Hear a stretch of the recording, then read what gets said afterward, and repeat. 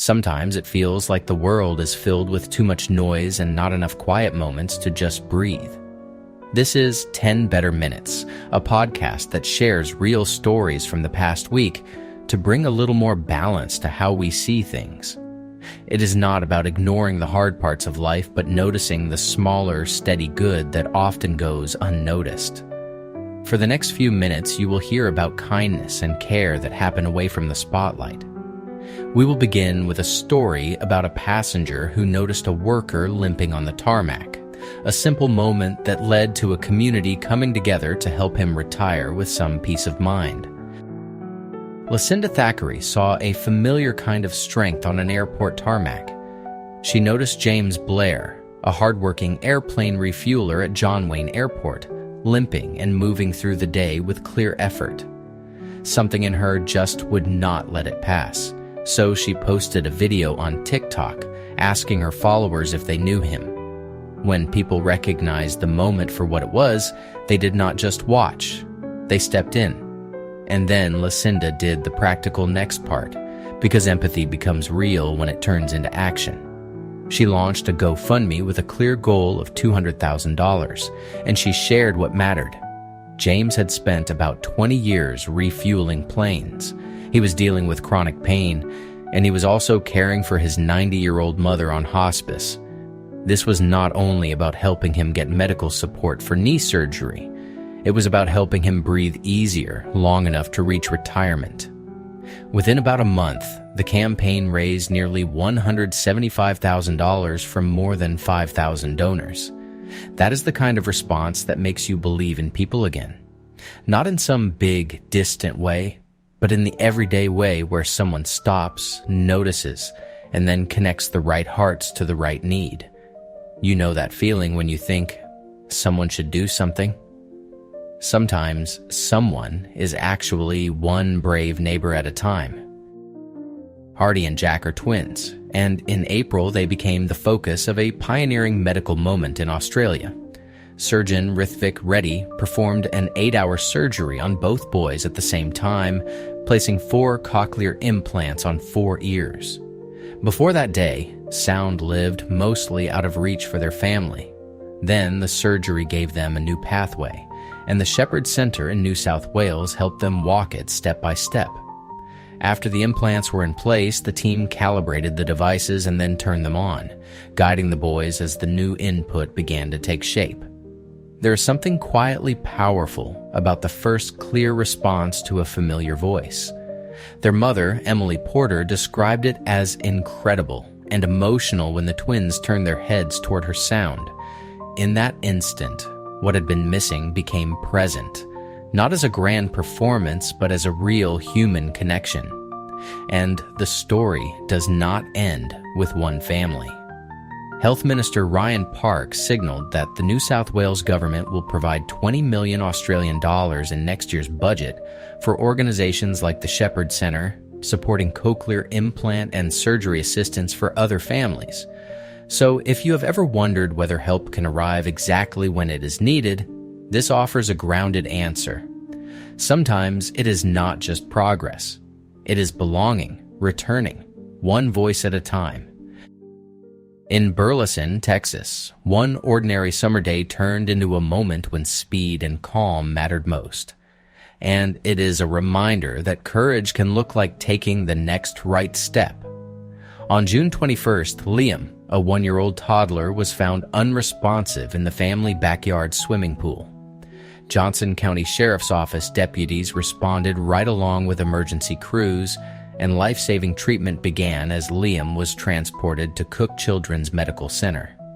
In the middle of all those urgent details, one 7-year-old boy, Patrick, did something remarkable and surprisingly steady. He was the first to find Liam in the water, pulled him from the pool, and alerted his mother immediately. Then Patrick did not stop there. He ran to a neighbor's house to get more help, acting like the fastest path to safety was to bring the right adults to the scene. What stands out is how clear Patrick seemed to stay. When everything gets loud and frightening, he chose action, not panic, and his choices helped turn the minutes that counted into life-saving care. Authorities say Liam is expected to make a full recovery, and Patrick's quick, calm response has been recognized. Deputies nominated him for a Sheriff's Commendation Award, with an awards committee review and, if approved, a special pin. It is a story about community showing up, and a child showing what bravery can look like in everyday life. When a freak merry-go-round accident changed a 5-year-old's day in an instant, the question became not just how fast help could arrive, but whether the lost pieces could be found in time.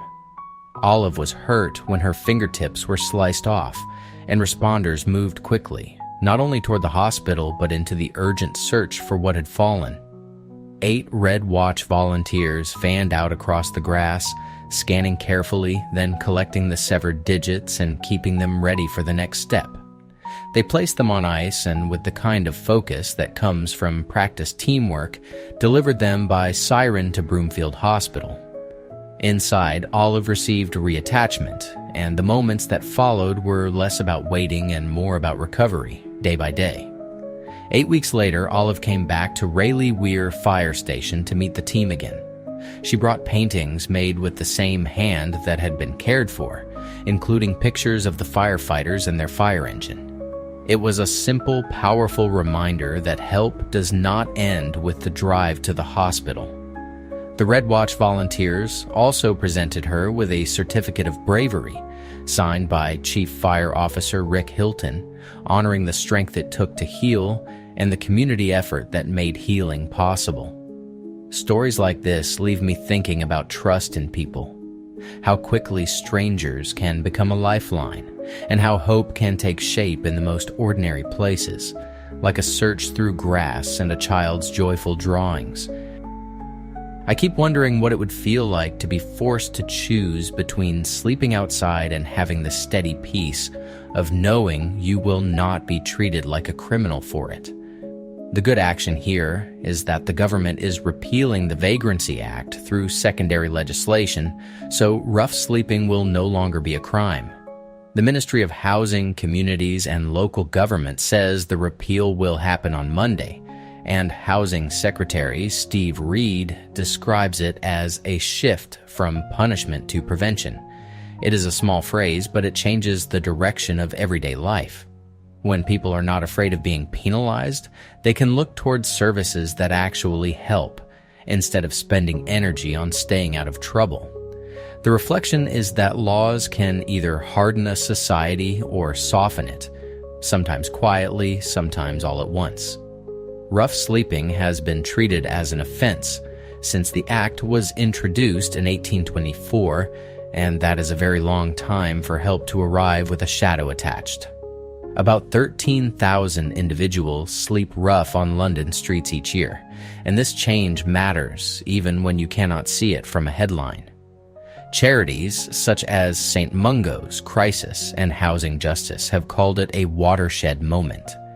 And there is hope in the idea that prevention and support can be the first response, not the last resort. Next week, the old approach will be removed, and the future can be built around care. As always, I have a grounded little tip for you to help your mind reset and make room for more ease in your day. Today's tip is about something most of us do not realize we are doing, which is why your brain seems to catch threats faster than kindness. Here's the deal. Your brain is wired for survival. It is built to scan for danger because noticing what could go wrong once was better than missing it forever. So, when a voice is sharp, a text sounds cold, or you feel left out, your mind flags it quickly. That is not you being dramatic. That is a fast warning system doing its job. But kindness also needs processing time. A warm moment can register more slowly because it does not always trigger urgency. The good news is you can help your brain balance the scales. Try this the next time you feel that quick jolt of threat. Pause for one breath and add one evident sentence. Something like, "This is my alarm system, not the whole story," or "Kindness is here too, even if I notice it late." Then choose one small action that signals safety, like softening your shoulders or sending a gentle reply. Your brain can learn. Start by giving kindness the same attention you give to danger. Well, friends, that is the end of this episode of 10 Better Minutes.